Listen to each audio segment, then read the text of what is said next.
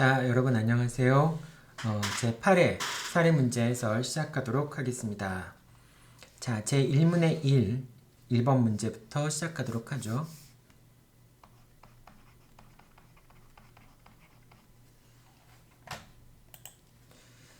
자, 1번 문제부터 보도록 하죠. 자, 갑은 X 토지를 소유하고 있고요. 이제 갑이 X 토지를 소유하고 있고 그 위에 Y 건물을 건축을 한 거죠. X 토지가 있고 그 다음에 그 위에 Y 건물이 있습니다. 그리고 이제 이 Y 건물은 을과 공사도급 계약을 체결하고 건물을 진 거죠. 즉 을이 자신의 노력과 비용으로 건물을 완성시켰지만은 갑과 을 사이에는 도급 계약상에 건축허가 명의를 갑의 명의로 받고 그 다음에 갑의 명의로 소유권 보존 등기를 마치기로 하는 약정이 있었으니까 Y 건물에 대한 소유권은 이제 갑에게 원취득시킨다라고 하는 갑이 원시취득한다라고 하는 것에 대한 갑과 을 사이에 합의가 있었다라고 볼 수 있겠죠. 그러니까 결과적으로는 X토지도 갑의 소유가 될 테고요. 그 다음에 Y 건물도 갑의 소유가 될 겁니다.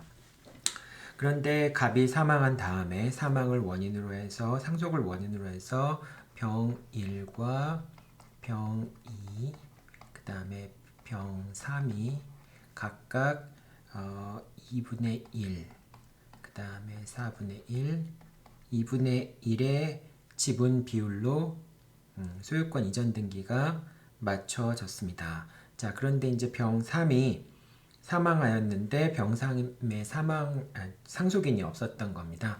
자, 토지 공유물에 대해서 상속인이 없었을 경우에는 나머지 그 공유자들이 지분 비율에 따라서 이제 상속인이 없이 사망하거나 상속 포기한 공유자의 지분을 취득을 하게 되죠. 자, 그래서 이렇게 되고요. 이제 병 1과 병 2가 그 병 3의 지분을 취득하게 되겠죠. 그럼 이제 어떻게 해야 될까요?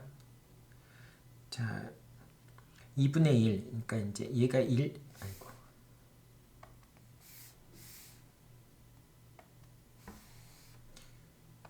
병이 2분의 1 지분을 갖고 있었으니까, 자, 병이 2분의 1 지분을 갖고 있었으니까 얘가 2대 1의 비율로 지분을 갖고 있었던 거죠. 그러니까 나머지 물건 전체에 대해서 2대 1의 지분을 갖고 있으면 되니까 병 1의 지분은 결과적으로 3분의 2가 되고요. 그 다음에 병 2의 지분은 3분의 1이 되겠죠. 자, 이렇게 되면은 병 1의 지분이 3분의 2니까 병 1은 과반수 지분권자가 되고 병 2는 소수 지분권자가 되겠네요. 자, 이랬는데 병 1은 병 2와 상의하지 않고 단독으로 병 1과 정은 임대차 계약을 체결하게 됩니다. 임대차 계약을 체결을 하게 돼요. 자, 이런 상황에서 결과적으로 병 2는 자신의 동의 없이 정과 임대차 계약을 체결하고 Y 건물에 대한 임대차 계약을 체결하고 정이 Y 건물을 사용하고 있으니까 병 2는 어떤 청구를 하냐면 첫 번째 병 1과 정을 상대로 해서 Y 건물의 인도를 청구하고요. Y 건물의 인도를 청구하고 그 다음에 병 1과 또 정을 상대로 해가지고 부당이득 반환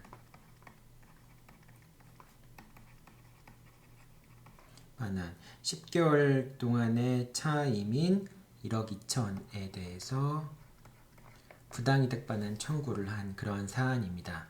자, 하나씩 한번 보도록 하죠. 첫 번째, 요 첫 번째에서 이제 Y 건물의 인도니까 이제 병 2는 공유자이지만은 공유 지분권에 기초해서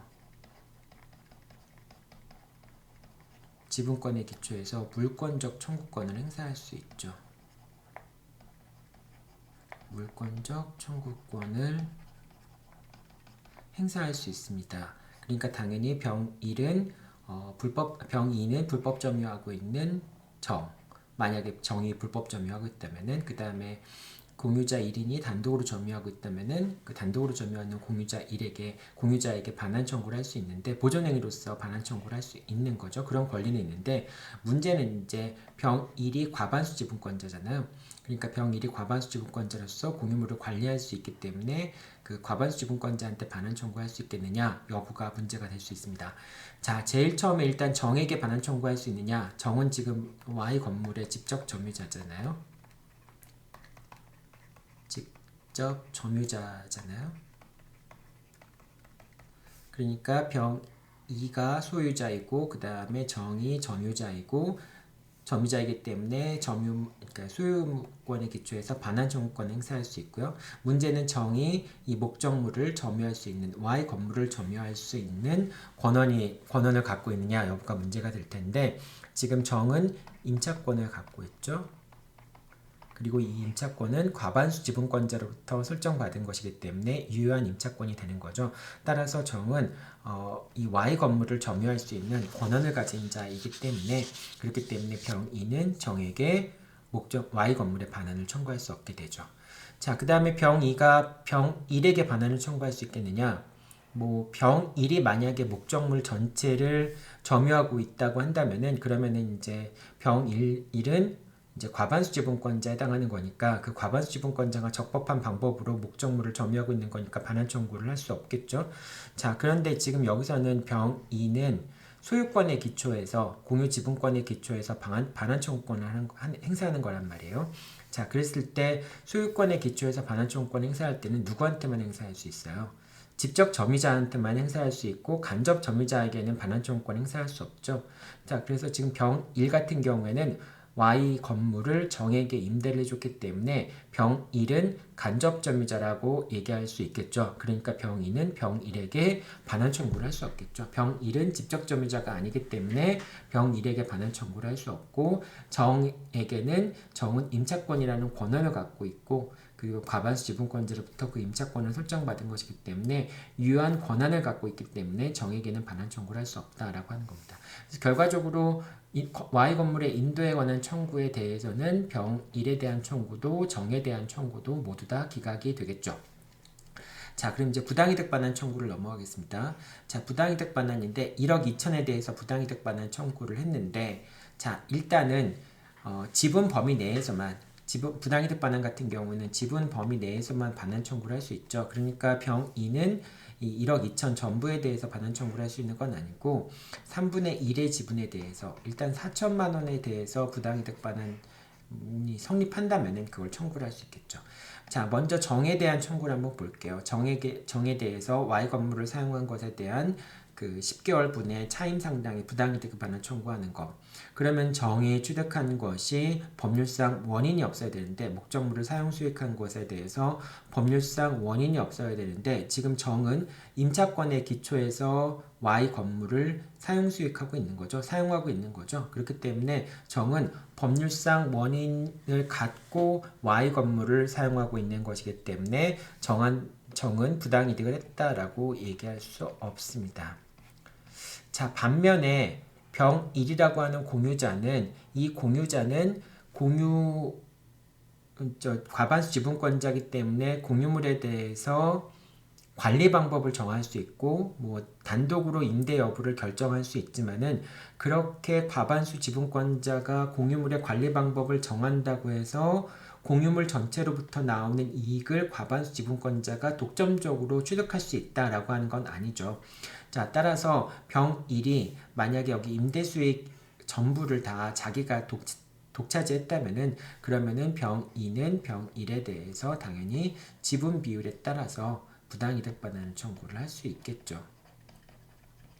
부당이득 반환 청구를 할 수 있을 겁니다. 자, 그러니까 여기서 유일하게 인용되는 청구는 병 2가 병 1에게 자신의 지분 범위 내, 즉 3분의 1 지분 범위 내에서 부당이득 반환 청구하는 것만 인용이 되겠죠. 그래서 여기서는 이제 3분의 1 지분에 해당하는 차임의 3분의 1 지분에 해당하는 4천만 원, 3분의 1을 곱한 4천만 원, 요 금액만이 인용이 된다라고 얘기를 하면 되겠죠. 자, 그래서 인도 청구는 다 기각이 되고요. 정에 대한 부당이득 받는 청구도 기각이 되고, 그리고 병1은 병2에게 4천만 원을 지급하라. 즉 병2의 병1에 대한 1억 2천의 청구는 4천만 원의 범위 내에서 일부 인용이 되는 것으로 결론이 내려져야 되겠죠. 자, 이게 이제 1번 문제고요. 2번 문제 보도록 하겠습니다. 자, 2번 문제 보도록 하겠습니다. 자, 갑은 아니고요.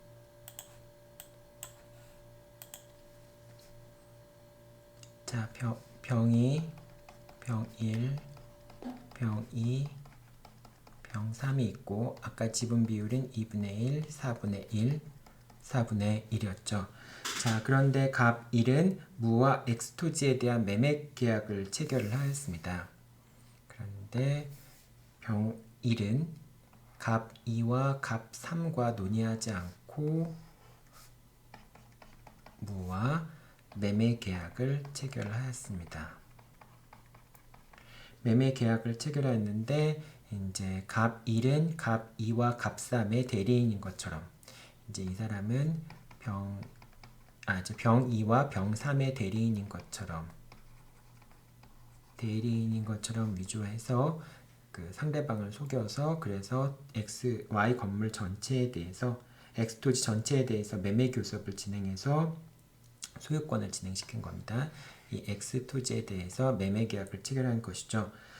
자, 그래서 그 소유권 이전 등기를 해줬고요. 병 2는 병 1이 병 2와 병 3의 대리인인 것으로 행세를 해서 X토지를 매도하였다는 걸 알게 되었고요. 그래서 병 1과 무 사이에 체결됐던 매매 계약이 무효라고 주장하면서 이 병 2는 병 1과 무 사이에 체결됐던 매매 계약이 무효라고 주장을 하면서 무를 상대로 해서 소유권 이전 등기의 말소를 청구하게 됩니다. 자, 말소를 청구하게 되고요. 심리 결과 무는 병 1에게 X토지를 대리할 대리권이 있다고 주장하였지만 대리권이 없이 이제 병 1에게는 병 2와 병 3을 대리할 수 있는 대리권이 없다라고 하는 점이 입증되었다라고 하는 것이죠.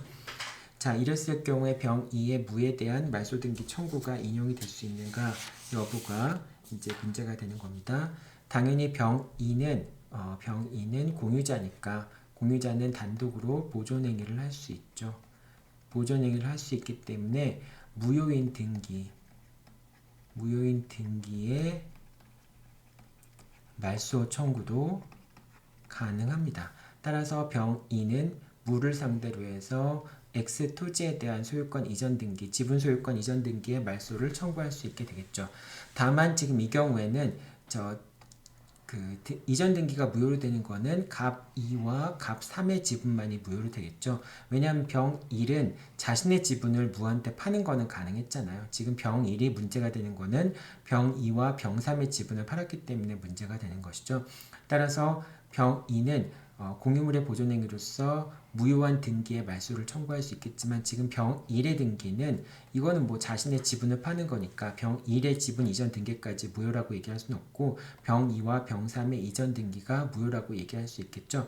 따라서 병 2는 병 2와 4분의 1 지분과 병 3의 4분의 1 지분 이전 등기에 대해서 말소 등기를 청구할 수 있게 됩니다. 병 1의 지분에 대해서는 말소 등기를 청구할 수 없게 되겠죠.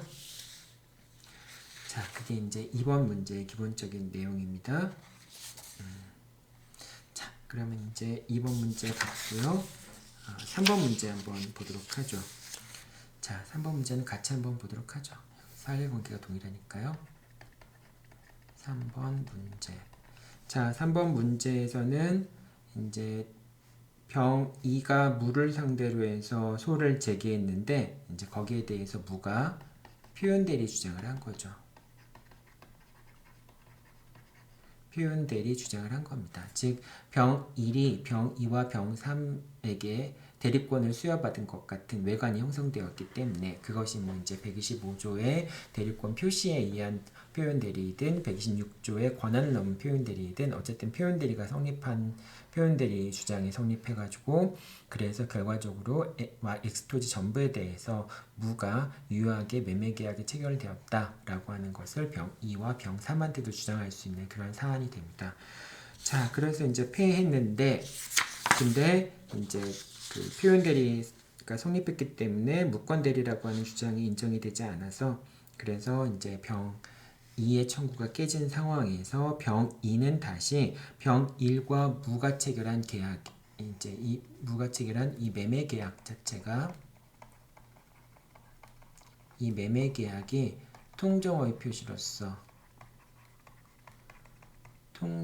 표시에 해당해서 무효라고 하는 주장을 하면서 그래서 병 2는 다시 무를 상대로 해서 진정한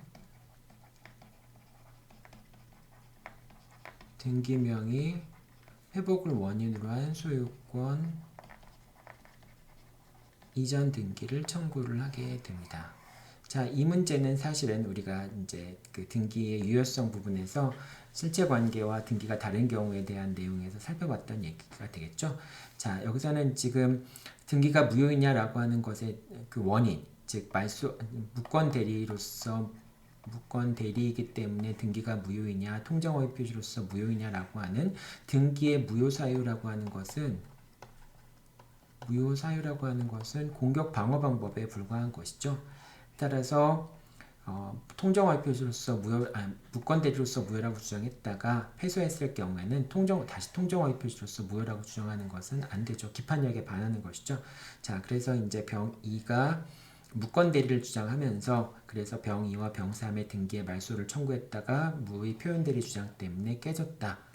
이제 병 2의 청구가 등기 말소 청구가 기각이 됐다라고 한다면은 그 이후에 다시 또 말소 등기 청구 소송을 제기하는 것은 기판력에 반해서 허용되지 않죠. 그런데 진정한 등기 명의 회복을 원인으로 한 소유권 이전 등기는 그 자체가 말소 등기 청구인 것이죠. 그러니까 병 2가 말소 등기를 청구했다가 패소한 다음에 다시 또 말소 등기를 청구하는 거나 마찬가지이기 때문에 이건 기판력으로 인해서 이 병 2의 청구는 기각이 돼야 되겠죠. 자, 패소한 당사자가 다시 기판력에 반해서 소를 제기하는 경우에는 그런 경우엔 기각이 되고요. 승소한 당사자가 기판력에 반해서 소를 제기하는 경우에는 각하가 되는 거죠. 이 두 가지 여러분들 잘 기억하고 있기 바랍니다. 자, 여기까지가 해서 1문의 1, 2번, 3번 문제까지 살펴봤고요. 1문의 2 문제 살펴보도록 하죠. 자, 1문의 2 문제 보도록 하겠습니다. 1문의 2 문제는 구분소유권에 관련된 문제들이에요. 자, 구분소유적 공유에 관련된 문제들입니다. 한번 문제들 보죠. 갑은 을에게서 피시에 소재하는 1필지의 X토지 중 일부를 위치와 면적을 특정하여 매수하였으나 필요가 생기면 추후에 분할하기로 하고 분할 등기를 하지 아니한 채 X필 토지를 샀으면은 이제 분할 등기를 2부를 샀으면은 분할 등기를 해야 되는데 X 토지를 분할하지 않고 그 매수한 부분만큼의 공유 지분 소유권 이전 등기를 하는 식으로 해서 갑과 을 사이에 매매 계약을 체결을 합니다. 따라서 X 토지가 이렇게 있겠지만은 이게 전체가 다 X 토지가 되겠지만은 사실상 요만큼은 이제 갑이 소유하게 되겠고요. 그 다음 또 요만큼은 을이 소유하게 되겠죠. 이렇게 해서 이제 구분 소유적 공유 관계에 들어가는 문제였습니다. 자, 그런데 마침 X토지 옆에서 공장을 운영하던 병이라고 하는 사람은 X토지가 상당 기간 방치되었다는 것을 보고 갑과 을의 동의를 받지 아니한 채 갑이 소유하는 부분에는 천막 시설을 설치를 했고요. 여기다는 이제 천막 시설이고요. 이게 천막 시설을 설치를 했고요. 그 다음에 을이 소유하는 토지에는 컨테이너로 만든 임시 사무실을 설치합니다. 여기다가는 임시 사무실을 설치를 합니다. 자, 이러한 사실을 알게 된 갑은 천막시설과 컨테이너를 철거하여 X토지 전체를 인도하라고 요구를 합니다. 이제 이 소송에서 갑은 병을 상대로 해서 철거와 X토지의 인도를 청구하게 됩니다. 자, 그 병에 의해 불응하자 갑은 갑 자신만이 원고가 되어 병을 상대로 X 토지의 인도를 구하는 거. 근데 실제로 소송을 제기한 건 어떤 거냐면은 X 토지의 인도만 청구를 했어요. 그러니까 그 천막시설과 임시 사무실에 대한 철거는 청구하지 않고 X 토지의 인도를 청구하였습니다. 자, 거기에 대해서 병이 뭐라고 얘기를 했냐면은 갑과 을의 공유인데 을은 X토지의 인도를 요구하고 있지 않은 상황에서 그런 상황에서 갑이 단독으로 X토지의 반환을 청구할 수 있겠느냐. 특히 이제 이 구분 소유적 공유 관계니까 을이 소유하고 있는 이 부분, 사실상 을이 단독으로 소유하고 있는 이 부분에 대한 것까지도 포함해서 전체 토지의 반환을 청구할 수 있겠느냐라고 하는 게 문제가 되는 그런 사안인 겁니다. 자, 첫 번째 쟁점에서 일단은 건물의 철거와 이제 임시사무실하고 천막시설이 있으니까 그 시설물들을 통해서 X 토지를 점유하고 있는 거잖아요. 그래서 시설물들의 철거와 토지의 인도 청구를 해야 되겠죠. 토지의 인도 청구를 강제 집행하기 위해서는 당연히 철거 청구가 먼저 이루어져야지만 강제 집행을 할 수 있겠죠. 근데 이제 건물의 철거 청구는 이제 방해 배제인 거고요. 건물의 철거 청구는 방해 배제인 거고 토지의 인도 청구는 반환 청구인 거잖아요. 소유권에 기초한 반환 청구인 거잖아요. 양자가 소송물이 별도의 소송물인 것이죠. 이 두 가지 소송을 병합해서 제기할 수도 있고요. 각자 따로따로 이제 방해 배제 청구권과 즉 철거 청구권과 반환 청구권, 인도 청구권 이 두 가지를 따로따로 행사하는 것도 가능하겠죠. 그래서 뭐 철거 청구를 하지 않고 토지의 인도 청구만을 먼저 청구하는 것도 가능합니다. 다만 철거 청구를 하지 않으면은 결과적으로 인도 청구를 집행하기가 어렵게 되겠죠. 그러니까 당연히 결과적으로는 철거 청구를 할 수밖에 없겠지만은 그렇다 할지라도 양자를 따로따로 소송을 제기하는 것도 문제가 되지 않습니다. 자, 이렇게 되고요. 첫 번째 쟁점이 이렇게 되고요. 두 번째는 구분 소유적 공유 같은 경우에는 각자 경계선을 중심으로 해서 각자 토지의 단독 소유자인 것처럼 시나 마찬가지긴 하잖아요. 그런데 이 구분 소유적 공유 관계, 갑과 을이 구분 소유적 공유 관계 있다고 하지만은 대외적으로는 공유에 해당하는 것이죠. 공유이기 때문에 대외적으로는 갑과 을이 공유자로서 보존행위에 기초해서 공유물에 대해서 반환 청구를 하거나 방해배제 청구를 하는 것이 가능하죠. 따라서 갑은 이제 공유자로서 대외적으로는 공유자잖아요. 내부적으로는 구분소유적 공유관계지만은 대외적으로는 공유자이기 때문에 공유자에 기초해서 보존행위로서 X 토지의 반환을 청구할 수 있게 됩니다. X 토지의 반환을 청구할 수 있게 됩니다. 자, 여기서 이게 이제 이 문제의 기본적인 핵심이 되는 거고요. 첫 번째 문제입니다. 첫 번째 문제에서 그래서 갑은 병을 상대로 해서 X 토지의 인도를 청구할 수 있고요. 뭐 철거 청구를 하더라도 철거 청구도 다 인용이 되겠죠. 자, 이렇게 된 상황이었습니다. 이게 첫 번째 문제였고요. 자, 그 다음에 1문의 2 두 번째 문제 한번 보도록 할게요. 자, 2번 문제에서는 그 위에 독자적으로 건축 허가를 받아, 그러니까 1번 문제에서는 이 천막시설과 병이 천막시설과 임시사무실을 설치했다라고 돼 있는데 2번 문제에서는 좀 이제 문제가 사실관계가 바뀌어서요.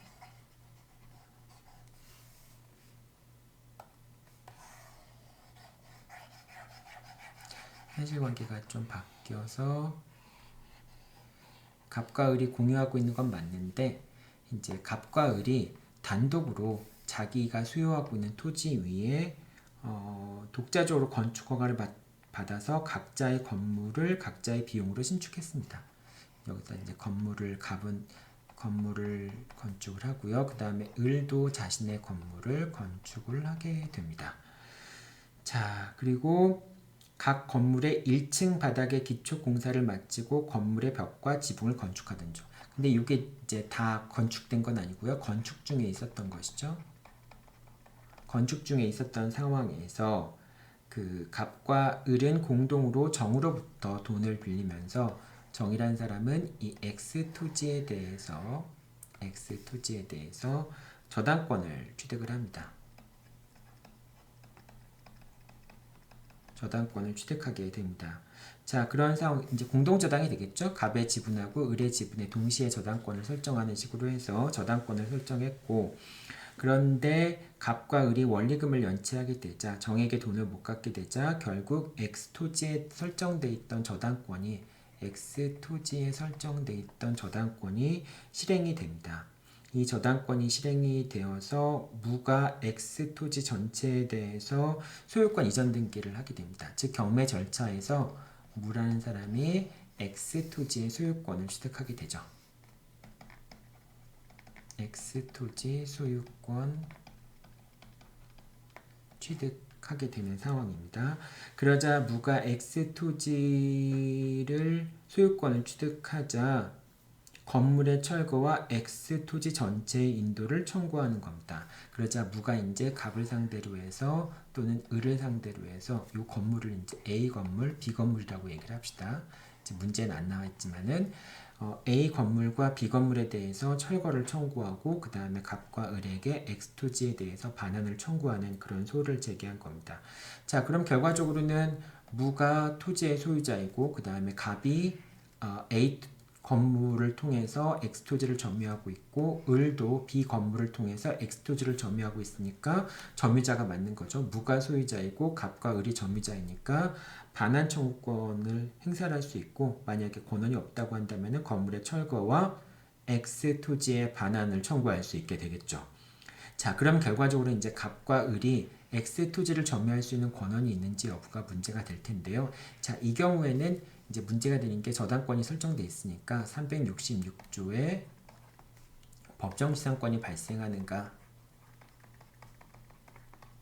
법정지상권 발생 여부가 문제가 되겠죠. 저당권의 실행에 의해서 토지 소유자가 달라졌으니까. 자, 일단은 첫 번째 쟁점으로서 건물이 건축 중인 경우, 신축 중인 경우, 그냥 건물이 완공되지 않았더라도 건물의 규모와 외형을 뭐 예측할 수 있는 정도라면은 건물의 규모와 종류를 용도를 예측할 수 있는 정도라고 한다면은 그러면은 366조의 법정지상권이 발생한다라고 얘기를 하죠. 그래서 이 상황에서 저당권이 설정될 당시에 아직 그 건물이 완공돼 있지 않은 상태라고 하더라도 법정지상권이 발생할 수가 있습니다. 이게 이제 첫 번째 쟁점이 되겠고요. 두 번째 쟁점은 지금 토지 공유자가 각각 단독으로 토지 위에다가 건물을 소유하고 있다는 겁니다. 여러분이 이제 이게 건물이 두 개가 있으니까 헷갈리기 쉬울 텐데 하나씩만 보면 돼요. 자, A 건물이라는 관점에서 본다면은 지금 X 토지 위에 갑과 을이 공유하고 있는 X토지 위에 갑이 A라는 건물을 단독으로 소유하고 있는 거잖아요. 근데 여러분들 지난번에 얘기할 때 토지 공유하는 사람이 공유자 중 한 명이 건물을 단독 소유한다. 이러면 어떻게 된다 그랬어요? 이러면은 이제 법정지상권이 성립하지 않는다라고 얘기를 했죠. 법정지상권이 성립하지 않게 되죠. 근데 토지는 단독으로 소유하고 있는데 단독으로 토지 소유하고 있는 자가 건물을 공유하고 있는 경우에 이런 경우에는 모든 공유자를 위해서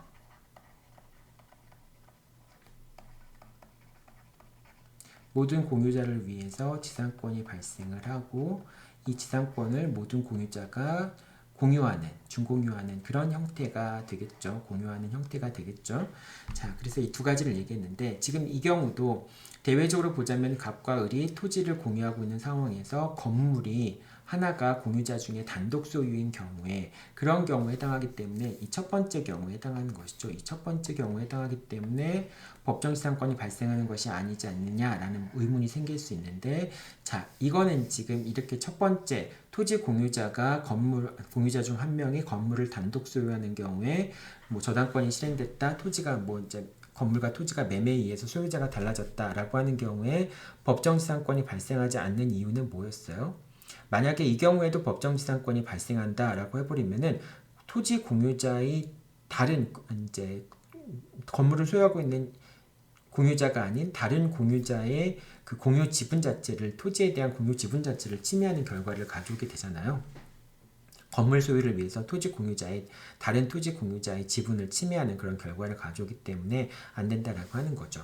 자, 그런데 이 경우에는 지금 갑과 을이 사실상 토지 전부에 대해서 공유 지분권을 갖고 있는 것처럼 외부적으로는 표시가 되어 있지만은 사실 갑과 을은 각자의 영역에 있는 토지만을 소유한 거나 마찬가지죠. 따라서 이 경우에 A 건물에 대해서 법정지상권을 인정한다 하더라도 그 법정지상권의 부담은 당연히 갑한테 인정되는 거니까 갑만이 부담하는 거니까 자 이렇게 원칙적으로 토지를 공유하고 있는데 그 공유자 중 한 명이 건물을 단독으로 소유하고 있는 경우에는 관습상 법정지상권이 또는 366조의 법정지상권이 발생하지 않는데 이 구분 소유적 공유 관계에 있는 경우에는 그 각각의 독립되어 있는 토지 위에 자기 소유의 건물을 갖고 있었을 경우에는 그런 경우에는 366조나 관습상의 법정지상권이 발생할 수 있습니다.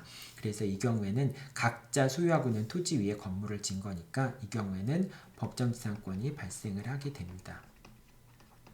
법정지상권이 발생을 하게 되니까 결과적으로 무는 법정지상권에 부담이 있는 X 토지의 소유권을 취득할 수밖에 없고요. 그래서 이제 A나 B는 법정지상권이 발생했다라고 하는 항변을 해서 무의 청구를 기각시킬 수가 있게 됩니다. 자, 이게 이제 두 번째 문제가 되는 겁니다. 이 문제는 이제 1문의 2 같은 경우에는 나중에 명의신탁 부분에서 다룰 수도 있는 문제긴 한데요. 이제 공유 부분에서 우리가 지난번에 구분소유적 공유를 설명을 했으니까 그것과 함께 설명하도록 문제를 이제 내봤습니다. 같이 한번 살펴보도록 문제를 내봤어요. 자, 여기까지 여러분들 해설 마치도록 하고요. 다음 주 그 5월 5일 날 화요일 날에 우리 그 저녁 때 8시에 여러분들 만나서 혹시 이 문제들에 대해서 질문이 있거나 그런 학생들은 그날 줌 모임 가질 테니까 그때 나와서 질문해 주도록 하세요. 내가 그 다음날 수요일 날이 저녁에 일정이 있어서 그래서 수요일 날 줌 모임을 갖기는 어려울 것 같고요. 천상 화요일 날 가져야 될 것 같아요. 그렇다고 또 목요일 날 줌 모임을 가지면 또 너무 늘어질 것 같고요. 그래서 조금 5월 5일 날이 쉬는 날이긴 하지만은 그날 줌 모임을 갖도록 하겠습니다. 자, 여러분 수고했습니다.